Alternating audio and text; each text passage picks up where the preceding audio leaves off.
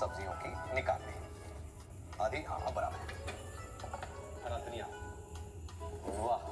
और इसको अब हम यहाँ दिया ये छिलते हुए। नाइस।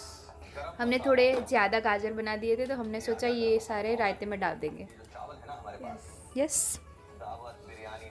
हेलो गाइस, अभी हम बना चले हैं बिरयानी, वेज बिरयानी। और देखो ऊपर सारी प्रेप कर रहे हैं हम उसकी बिरयानी की।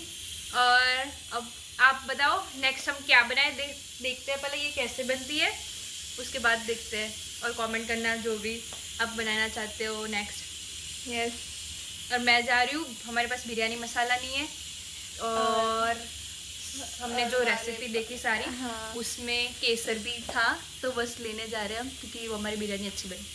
हाँ, तो जैसे कि आप गुजरात से हो तो आप हमें, हाँ, कुछ बता सकते हैं कि आप ये गुजराती में कैसे बोलोगे? क्या ये कि मैं ये लेने जा रही हूँ? हाँ, હું કેસર અને બિરયાની મસાલો લેવા જાઉં છું।